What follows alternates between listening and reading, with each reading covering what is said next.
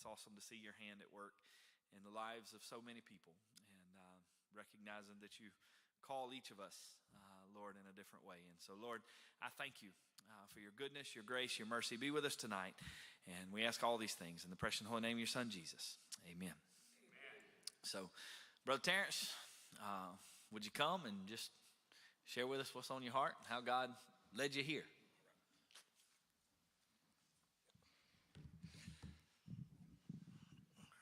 So, good evening, everybody. So first, let me say that I'm definitely honored to be here tonight. I am not alone. My wife is on the way. We own a beauty salon that she runs full-time in Augusta, Georgia. So, ladies, you know how that is, getting your hair done, amen. So, so needless to say, she's going to be out this weekend doing some ministry work. And so today was a longer day than normal, but she is on the way. So we've been married for 21 years. We have 5 daughters total. So I'm a dad's girl, or a girl dad. You know, I feel like we're born special like that and unique, right? Takes a lot of patience, amen. And so for that, I actually had hair a few years ago. So with that being said, tonight, I'm from Scriven County, Georgia, Sylvania, Georgia, right outside of Waynesboro, outside of Statesboro.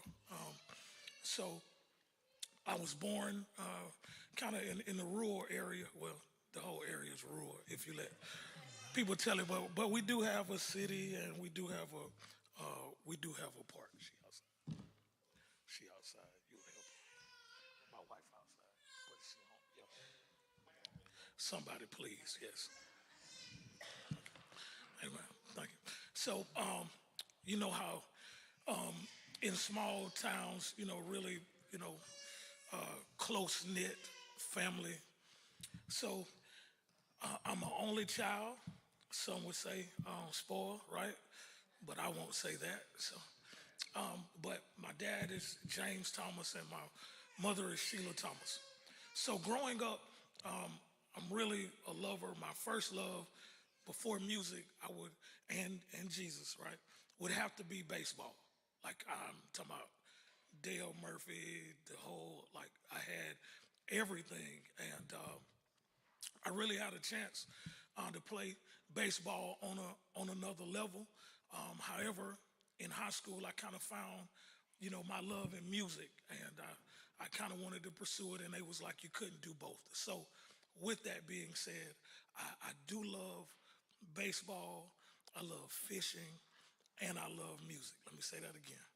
I love baseball, I love fishing, and I love music. So I brought those 3 things up is because they've kind of shaped my life, like who I am. Baseball, of course, my baseball teams, they always look just like this. I was the only person of color on those teams. But the reality is, I didn't even realize that until I was like in high school. I was always invited in, and I never felt like I didn't belong.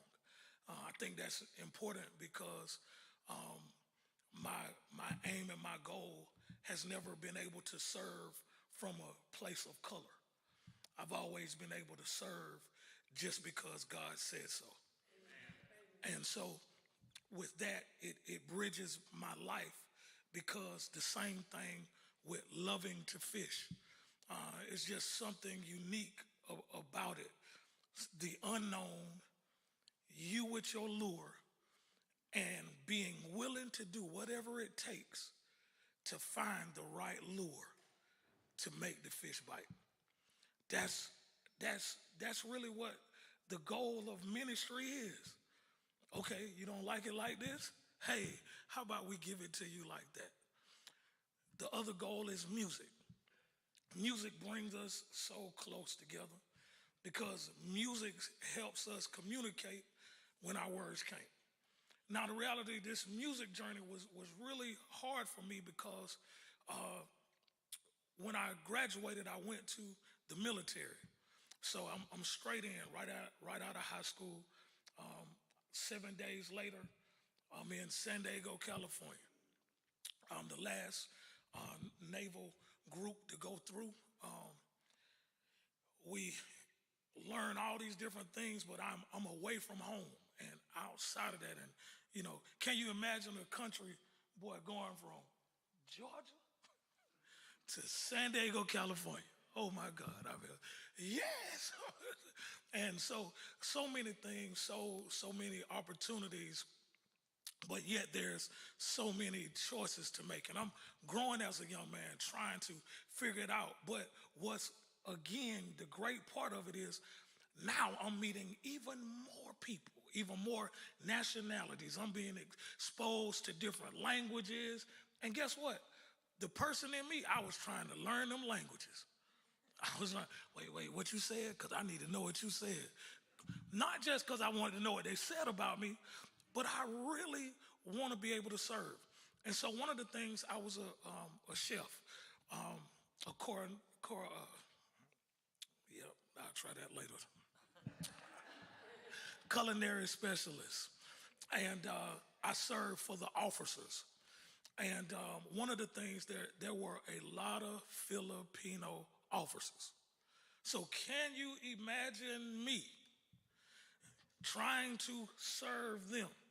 And their best is tama, matama, tama. And I got to learn it and try to. So I started studying. It's called Tagalog. I started learning it, trying to get it. And so I got it to a point where I could communicate. Now, don't ask me that now, because when I got out, I was definitely through with that language. But what I'm saying is my heart, the reason why I was promoted in those ranks was because they knew that I served them for a place that it mattered. All right, so my military experience, it takes me on a journey. One of my highlights is when we sung the national anthem for Channel 6. That was really good. There was me and about 4 other guys. We did it in harmony. And that's when I was like, you know what? I really still, love music. So it was actually on the boat, on the ship, where I was designated to be the leader of our Sunday service, right? I'm not a preacher, I'm not licensed, but guess who they got singing and saying a word? It's yours truly. So I do about 4 years, 3 Westpacks. Those are 6 months deployments. So the majority of my time in the military, I was on a boat, right? So most of that time I spent somewhere writing or somewhere making music, somewhere trying to meet new people with music.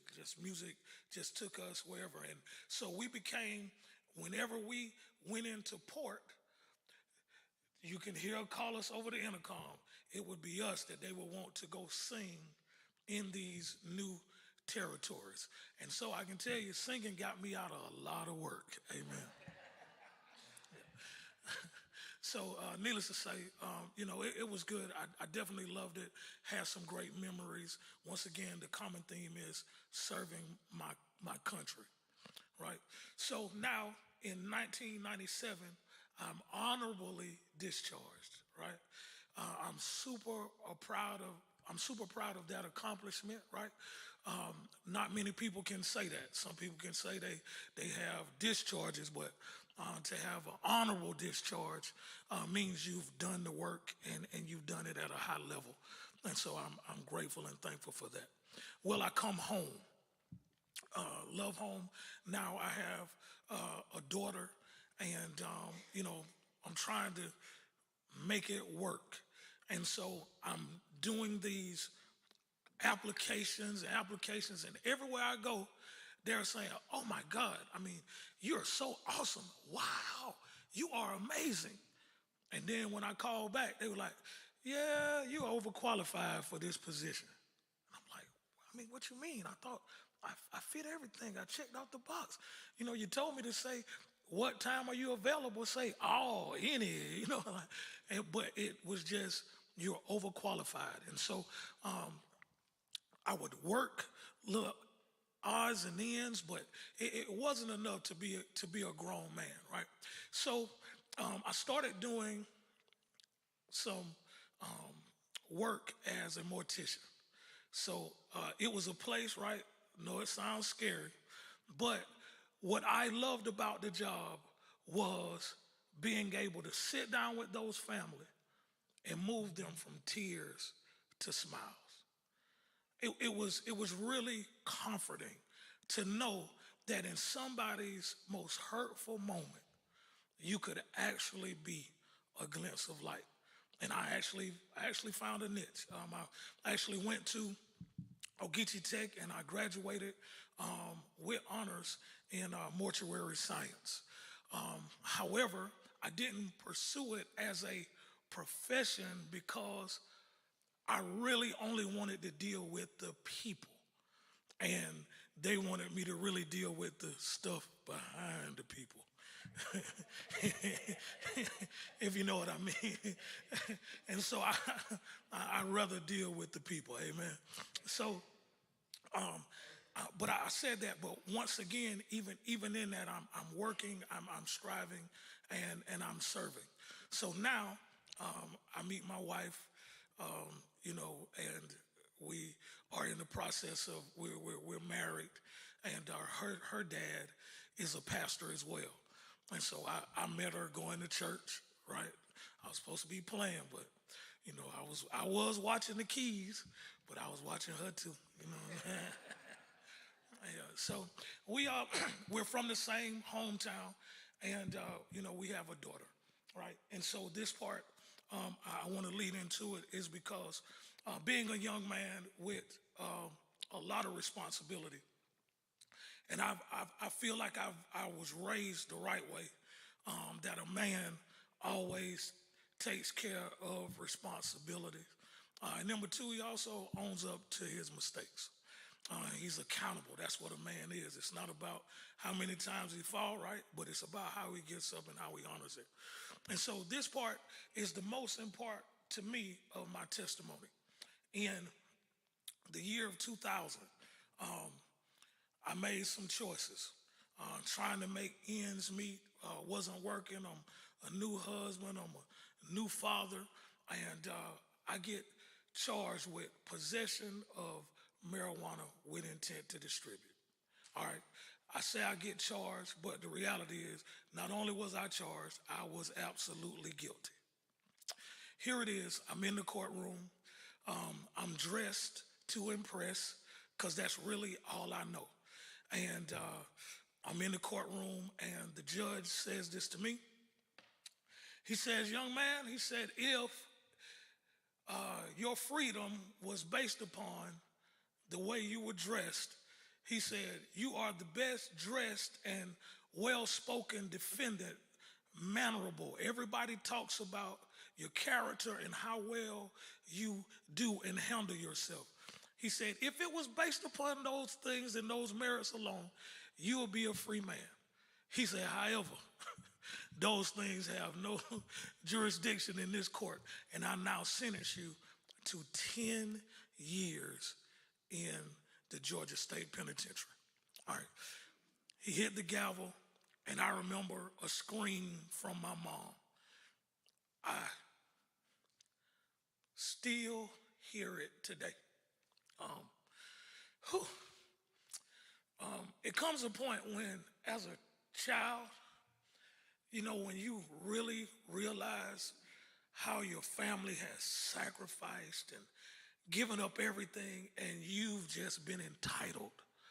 And it was in that moment where I just realized that I never wanted to cause my family, never wanted to cause my parents any shame or any harm like that again.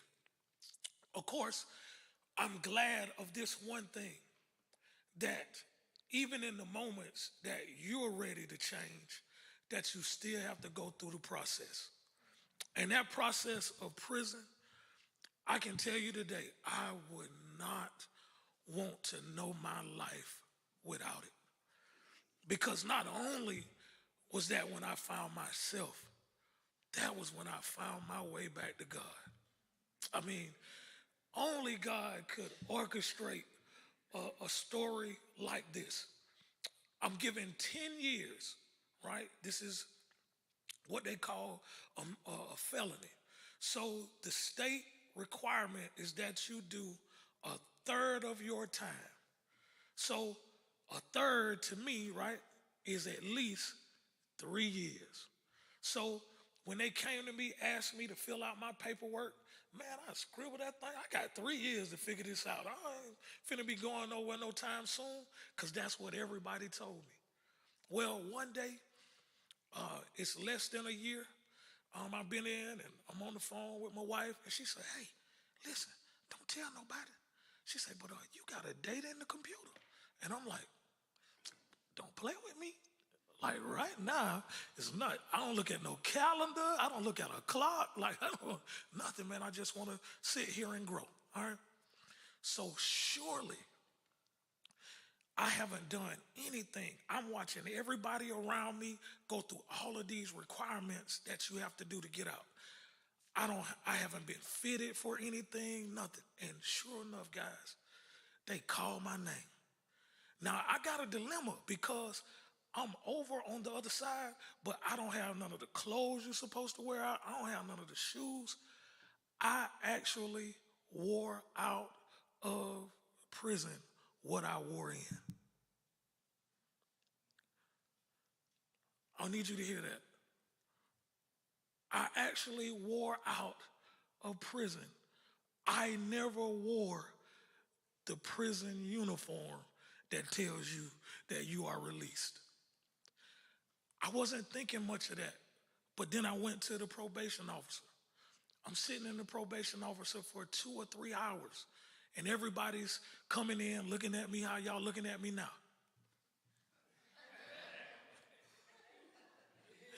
So I'm like, man, what is going on, man? I've been here three hours, man. What's going on? So my probation officer comes in. He say, listen, I got some good news and some bad news. Brian will tell you what news I'm always going to ask for. The bad news. He said, I said, well, give me the bad news. He said, the bad news is we don't know how you got out. So I'm like, well, man, what is the good news? He said, there's no way we can put you back.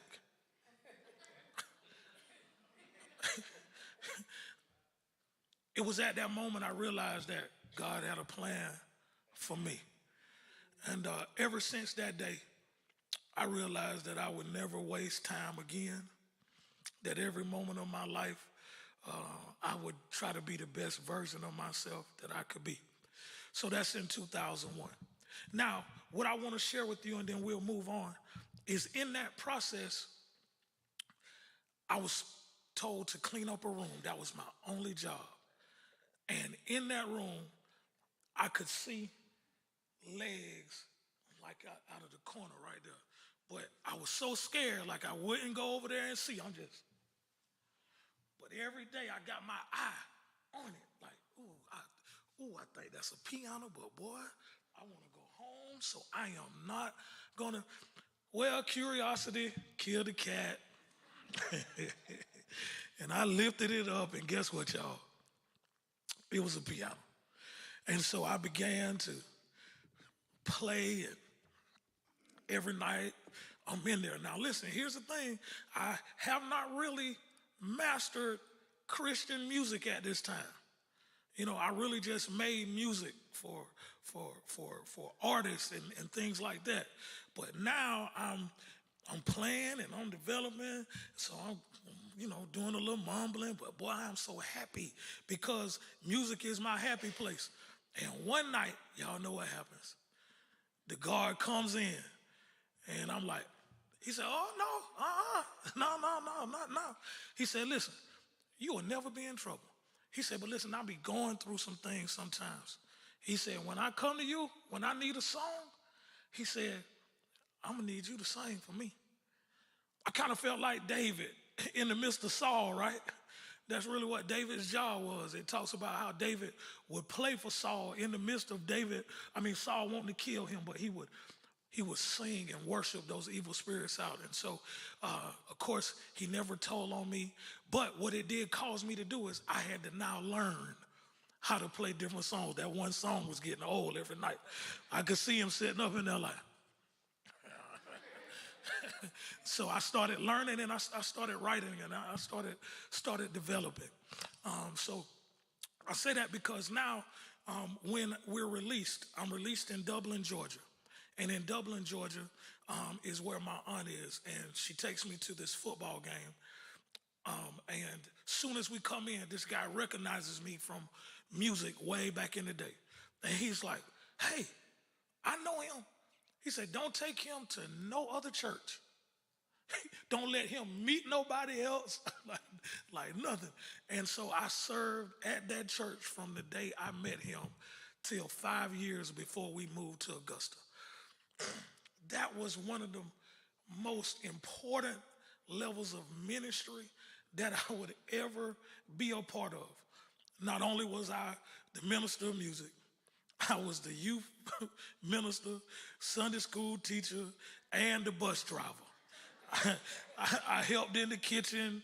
And we when I say bus route, like we literally would drive we would drive from Augusta to here and then get the van, ride it around, and we would have a whole bunch of kids. Not only a whole bunch of kids, on the bus, those same kids would end up following us home. So ministry grew. We loved being a part of it. But what I learned from this pastor was how to serve. Oh my God. He preached 3 sermons somewhere every Sunday, sometimes with the key in his hand, because after that we was going to go to the the nursing home. After that, we was at graduations. After that, we was at hospital visits. After that, we was doing home visits. And I'm like, man, I really don't think this in my contract, bro. I have never heard of a musician doing all this, but it was like almost soon as he got me in the car, like somebody would call, hey, we headed over there now.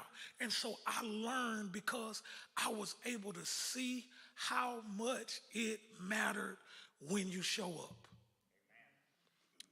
That's really what I have to offer you today. Is that anytime you see me, you'll be getting the best I have, and it'll be to serve with the love that God has given me. I learned that it really matters when you show up, and that those in leadership positions, that they're not trophies to be set up. That you don't do this because you want to be popular. You don't do this because you want likes on Facebook and Instagram. You do this because you want God to be pleased, and you want to see people's lives changed through what you do. So now, before this moment, I'm a senior pastor, Nazarene Missionary Baptist Church. I've now served at that capacity 14 years. I've given them all. And, man, we have some great moments. If you talk to the people in the community, I think you would find out that I'm loved. And I share your pastor's motto. I definitely left it better than I found it. However, the season was up, and it was time for a change. Now, this is probably the part that you're not going to believe.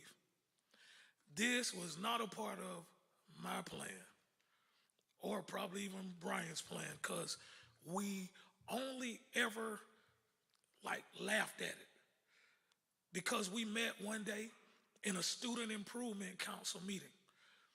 He had been in the area for years. I've been in the area for years. And we were at this student improvement. And he's the first person that I got to argue with about serving. No, I'm going to cook the hot dogs. Well, I got a bigger grill to cook the hot dogs. Well, I don't care. I cook better than you. You know what I'm saying? Well, all right, well, we got the juices. No, we got the juices. We got Capri Suns. You know what I'm saying? And so we looked at each other. We were like, man, where have you been all my life? Like, where have you been? Because serving in that area, man, it has some beautiful moments. But when it comes to serving with your sisters and brothers, oh my God, it is the hardest thing. Because they'd rather be dressed up in suits and ties. They'd rather be getting plaques and trophies than to be behind the scenes cooking and cleaning and being the hands and feet. And so it was refreshing. And so we started off, he invited me to be a part of Brick, and Brick was a fresh air. And we started, working together. And, there were several times we were like, man, boy, this felt really good. Because it's one thing to know that somebody, has your back. Well, during this time, we've had several conversations and, talking about, what next look like for me.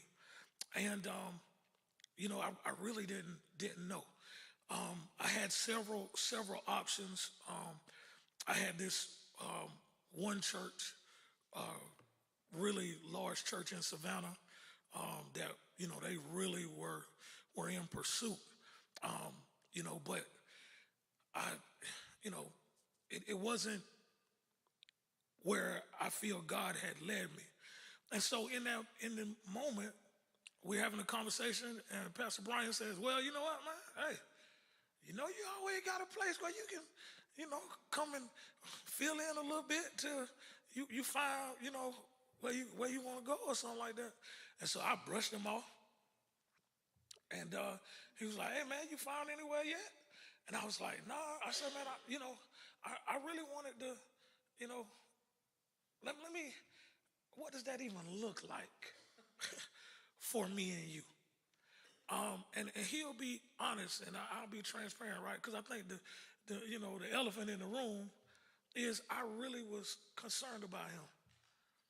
Are you sure you can handle what comes with me? Because I can see him different. This is not the first time I've been different, not even in color. Change just happens wherever I go. Why? Because I'm going to be the person giving it my all in everything I do. And so I care about him. I care about how he's viewed because of me. We're not just in partnership in ministry. Like he's really my brother.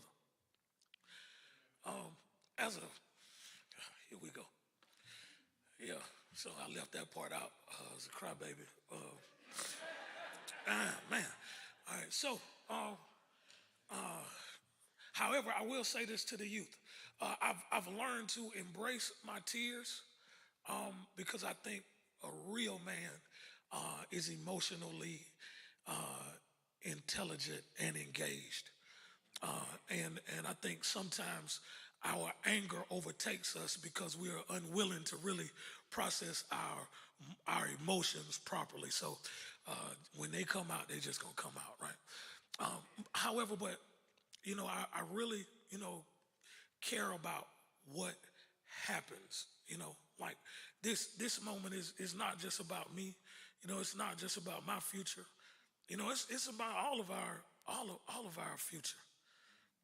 It's about the kingdom. It's about, what it looks like. It's about, what we're going to operate in if this, manifests. So, we had those conversations.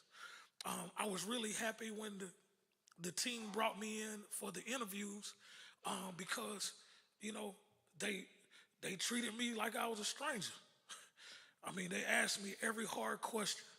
And, the biggest thing was when I got a chance for them to hear, hey, Terrance, we really had to pray hard about you because we didn't want to just pick you because we liked you.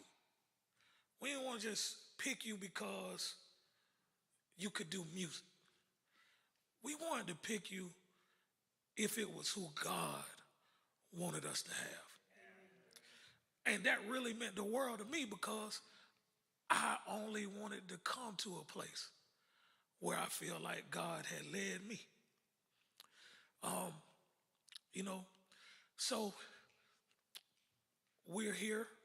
I've had the privilege to begin to work behind the scenes. Some of the things that I have planned and that I hope to be able to achieve is number one, I'm here to serve. So what does that mean? That means that if the worship doesn't move you, then I'm not doing my job. I'm not here to come and have a Maverick City concert. I'm not here to sing songs that you don't know. I'm here to learn where you are so I can be even greater to serve where God wants us to go. That's who I am. You can ask several members of the congregation. I've been here.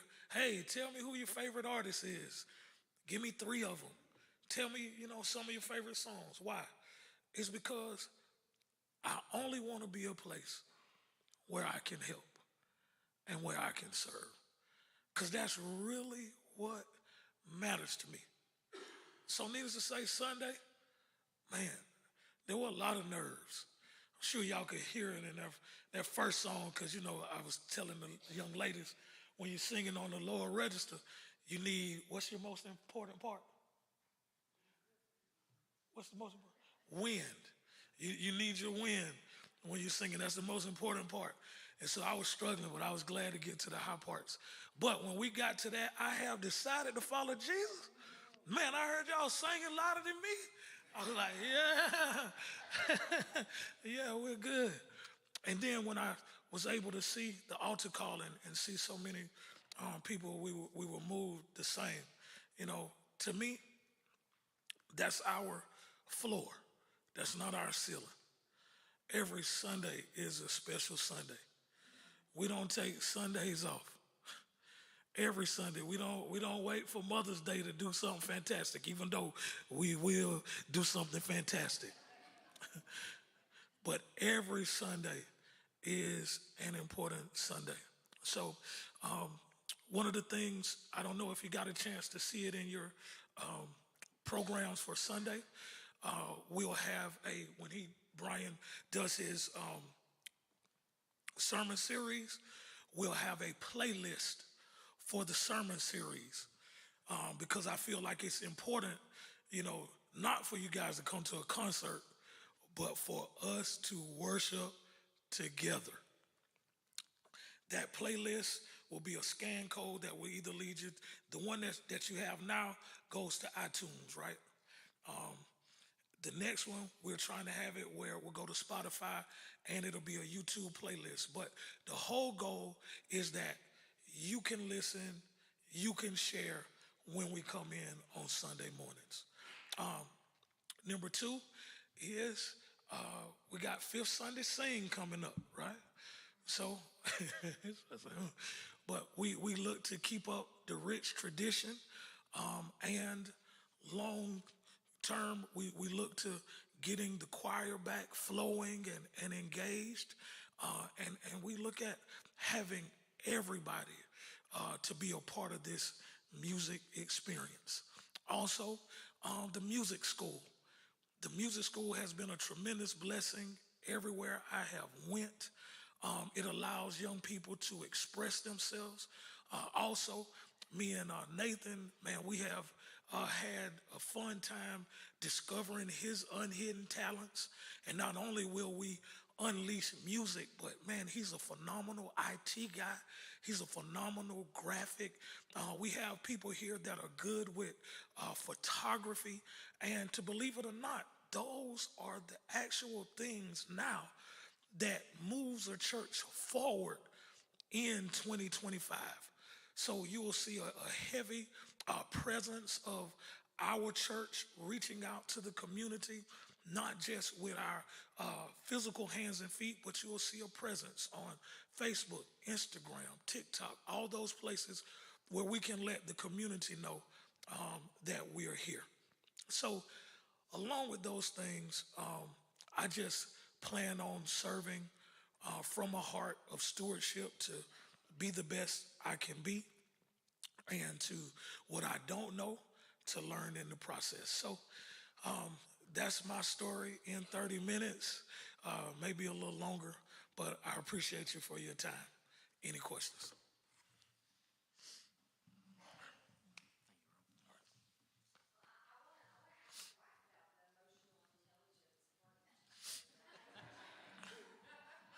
Yeah. Conversation for another day. No, no, I think, yeah, I think we could teach a class on that. You know, as married couples.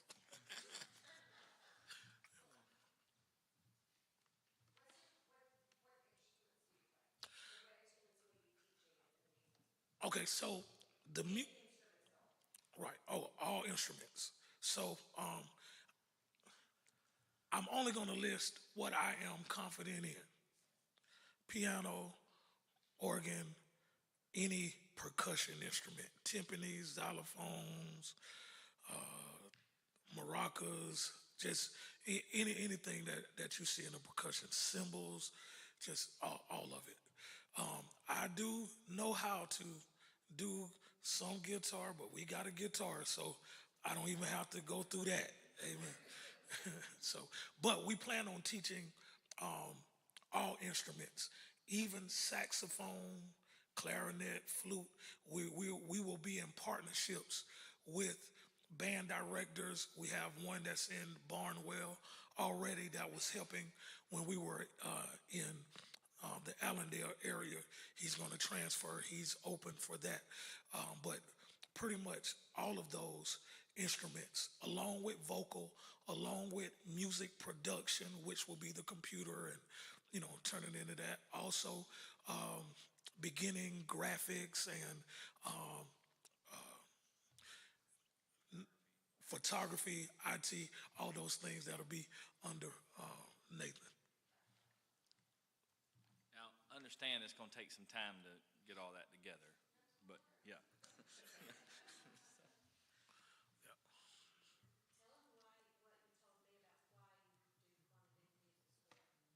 So I want to do the music school because for several reasons. Um, One is this: going to school, right? The average person doesn't really have the luxury to go to school and not work. Some people are fortunate enough to do that, some are not. However, if they go to school and they work, it's probably going to be what? McDonald's, Chick-fil-A, Walmart. So it's going to be something that after taxes and all that, it's going to come out to be $150, $200 a week, right? Well, imagine somebody that's grown up in church, served in the church, can go off to school, and you can plant them in a church where they are with $150, 3, 4 hours a week. One, you get to make sure they're in a good church home. And number two, you give them a skill that will help them serve for a lifetime. I really don't know where my life would be if I didn't have that as access as a way back to God. And so I believe that our churches and communities are full of creatives that just need to know how to connect what they've been born with who they are, so they can continue to serve the kingdom wherever they may go.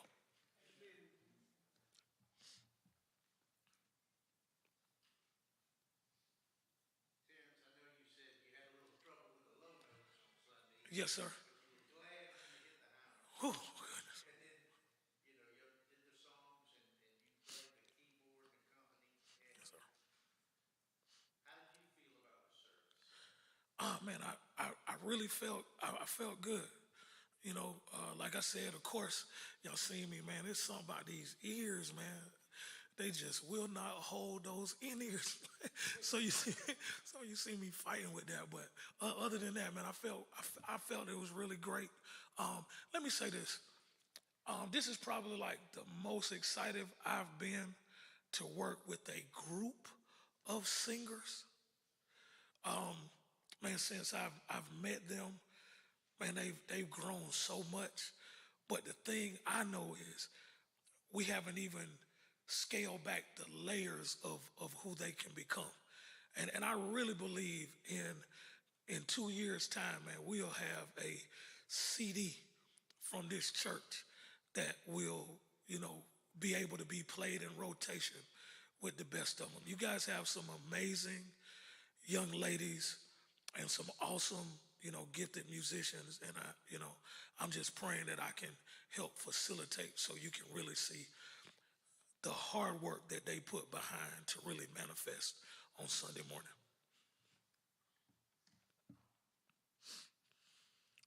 So I said all that to say I thought it was good. Thank you. Thank you. I said, no. I'm learning the face, right? I got you. I got you, man. I got you.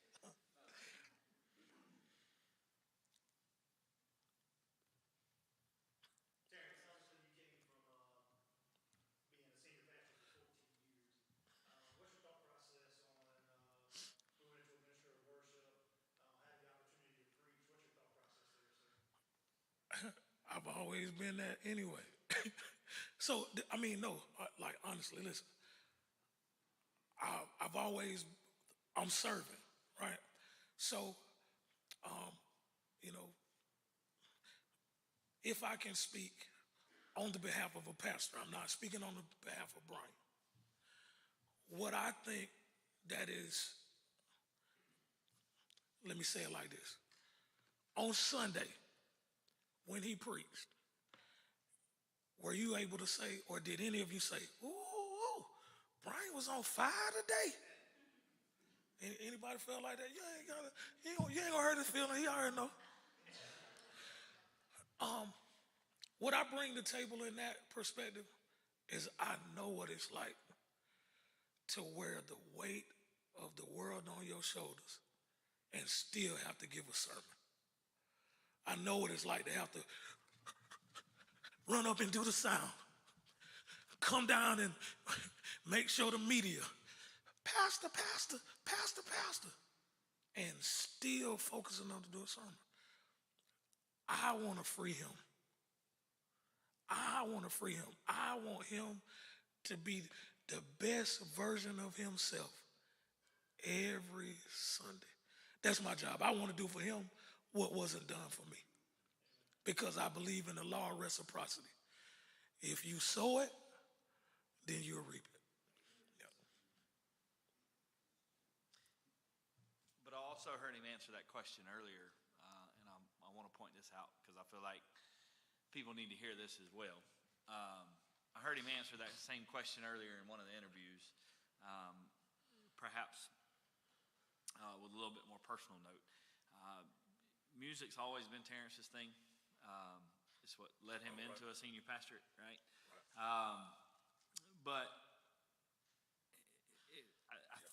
I think you answered this. If I walk in the room, if me and him walk in the room, and there's 2 positions to fill, and they give me the first choice, I'm gonna go to the worship, because I feel like nobody is, I feel like ain't nobody gonna give it as much as I am, right? And so I'm gonna always lead that to him. Well, and the other part of that is too that if staying in worship ministry and being able to make a living and all those things that come with it had been an option, right? I think that's where he would always be. But because he was at Nazarene, and he was able to do both worship and for a long time, long as I've known you, you've had to do both in some capacity. Absolutely. Maybe you had somebody else on staff to help, but anyway, I think music is his heart and his passion, and I'll let you answer that. But that's what I heard you say that stood out to me. Yeah, got it. I was just saying I wanted to hear you preach. down with it too. Yeah.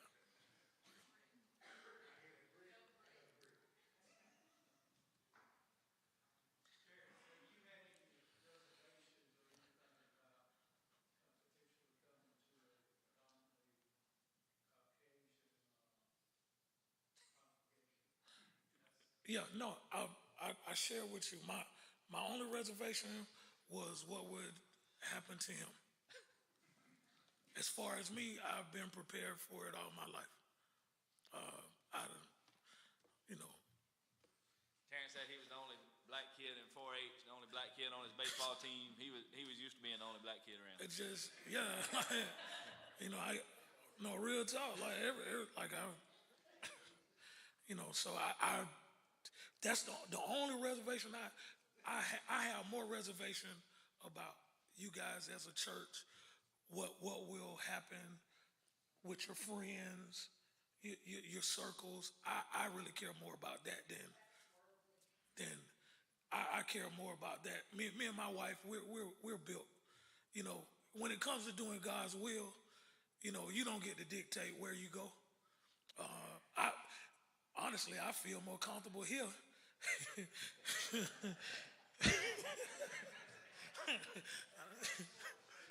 Say it again. What did you say? I guess that's a good question, but I would say I feel secure. Absolutely, I feel purpose here, if I can say that. I see I see team. I see accomplishments. I see people moving for a like goal, and that's really my attraction to Jackson First Baptist.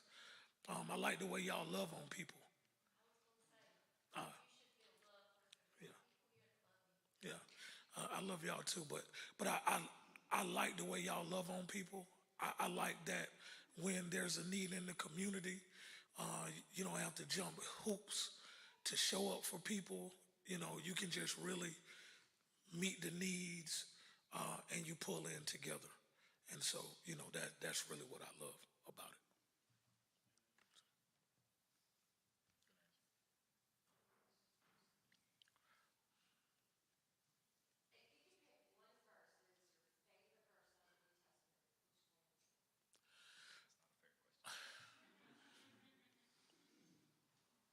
So,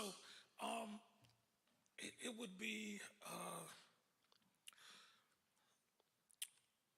it's either Mark chapter 10, or Mark, I want to say it's Mark 10, chapter 13, one of those things, where it says that the children, um, they brought the children to Jesus, and it says that the disciples rebuked them. And then that's when Jesus said, "Suffer the little children to come unto me, forbid them not, for such is the kingdom of God." And so that's always stuck out to me, is because I just really think that at the end of the day, that all we do, that we always got to keep important, that the worship that we publicly display needs to be in a way that is even inviting to our young people. So that's what I would say.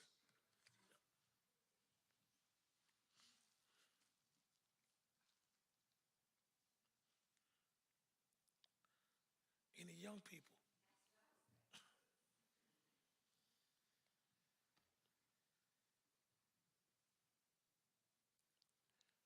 Okay.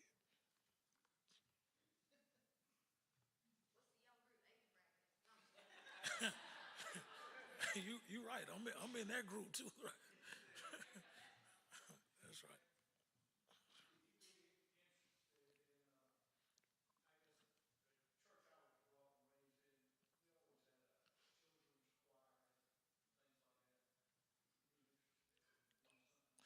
Yes, sir. Me and Mr. Boone have been in conversation already about the youth praise band. Um, I think Sunday you will see the beginning of it. We've been working with these young ladies. They're amazing, and I think some that came in early were able to hear what they were working on. But yeah, absolutely.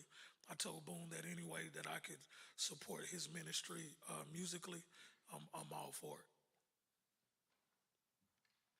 And as far as children go, he really hadn't had a whole lot of conversation with Terry yet, but Terry's been out since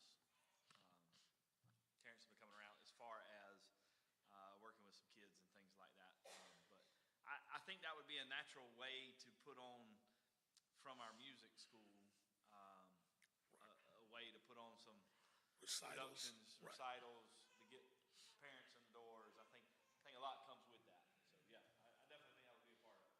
Yes, sir. Yes, ma'am.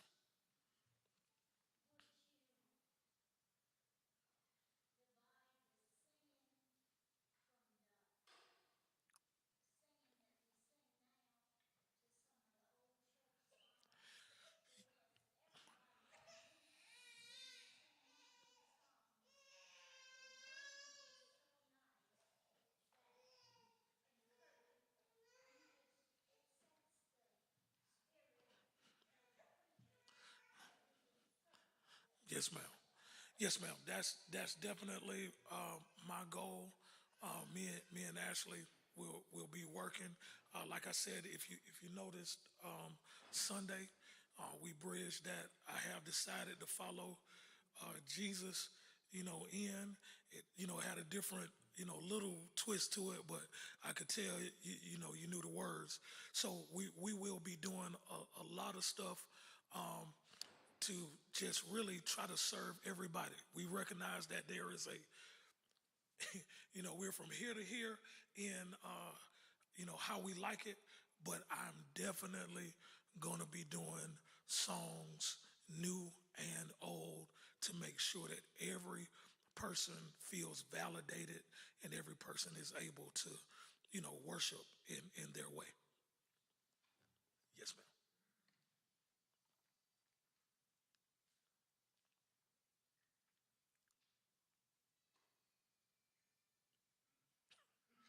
That's your cue. Yeah,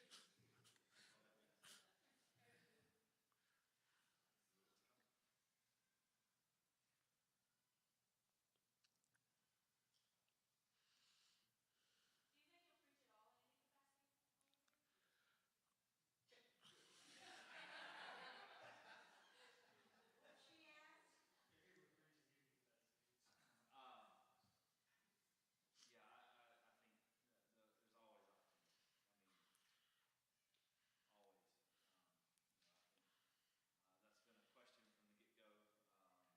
What's the question? The question was, would he preach in any capacity while he was here? And I said, yes, there's always opportunities that come up. In fact, Boone and I were looking at the calendar earlier today.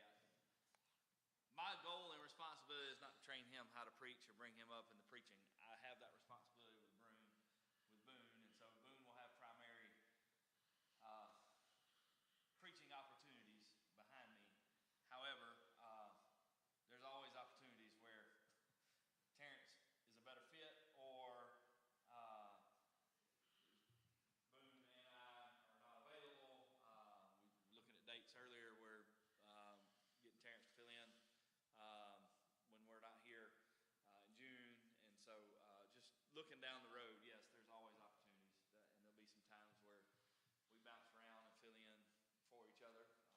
Be some special opportunities. I think that he would fit better than anybody else we got on staff to deliver that message. So yeah, there'll be opportunities. So just to make sure I say this correctly, the pulpit is not my only place to preach.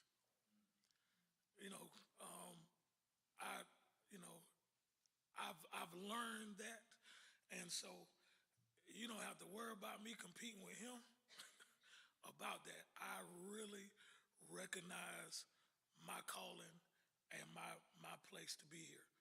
And anything that I do will be an honor if given that opportunity. But you don't have to worry about me around here pouting that I only preach 2 times. Believe me, I preach enough through the year that I am perfectly fine that I don't have to do it on Sunday. And besides, I like listening to him and Boom. Also, Terrance does a lot of revivals throughout the year as well. So different places, whether he's leading worship or preaching. So I mean that's a plus, guys. And he'll have lots of opportunities.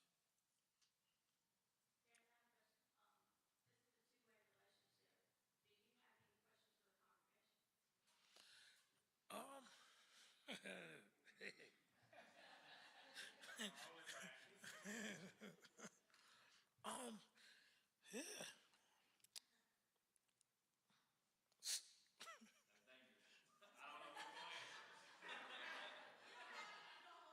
Yeah,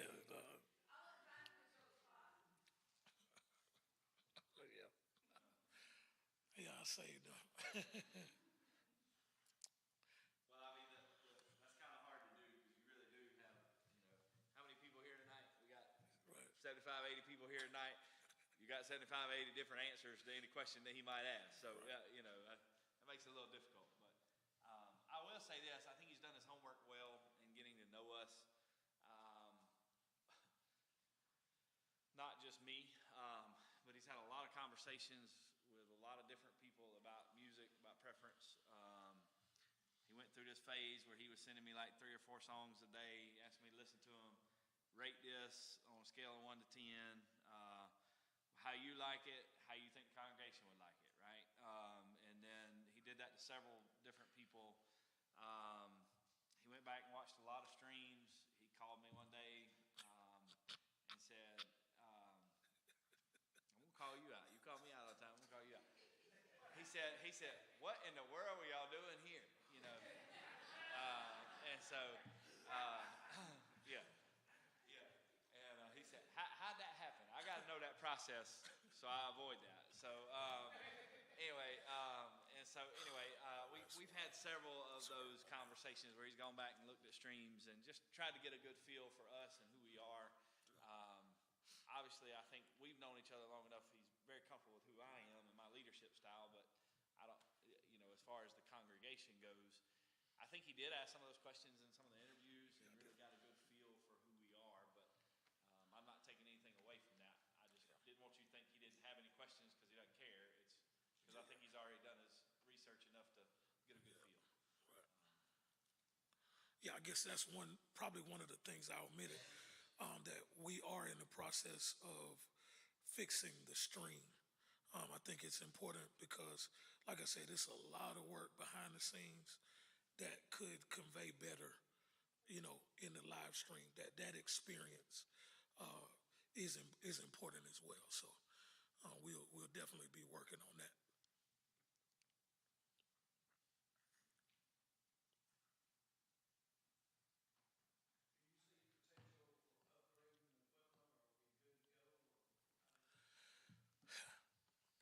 That's a great question. So there can always be upgrades, right? What comes with me is that I've been 14 years with less quality, getting maximum production. One of the things that I really hope that I'll be able to show my value is that you'll get your money's worth out of every piece of equipment that you purchased. I think you'll be able to see, not only, it looking good, but, you guys have done a lot of things right. And, I want to help show you how those things can be maximized and, before we upgrade. Now, there will be maybe some things in addition, but, you have a great system to be proud of.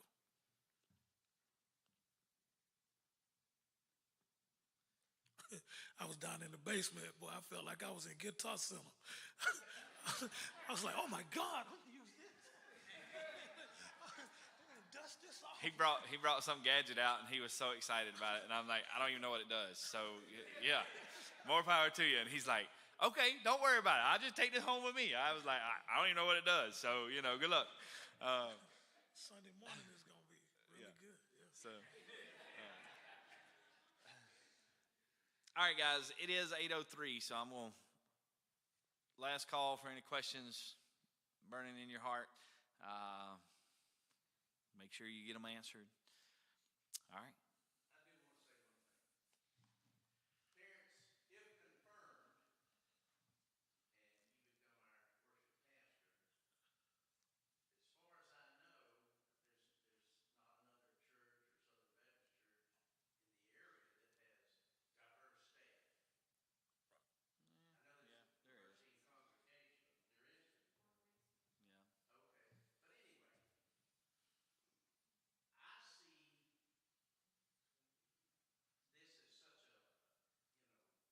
Okay. But anyway, I see this as such a, great thing for this community and for them to see, where God has led us, if you're confirmed. Yes, sir. And I just, I look forward if that's what the congregation decides. Yes, sir. Thank you. I look forward to it. Thank you.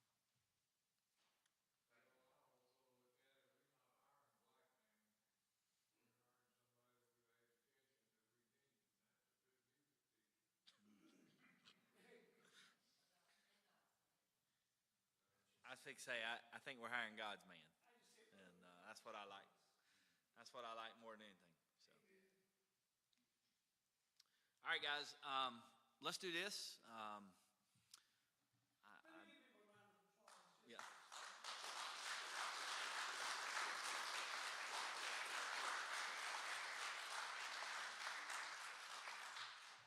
Thank you. I know this is intimidating. Y'all put yourself in his shoes for a minute. Yeah, let me go stand in front of this church and let them grill me. I think you handled that really well. Thank you for that. I think I prayed us in. So let me ask all of you to stand. Shalonda, will you come up here with Terrance, please, ma'am? And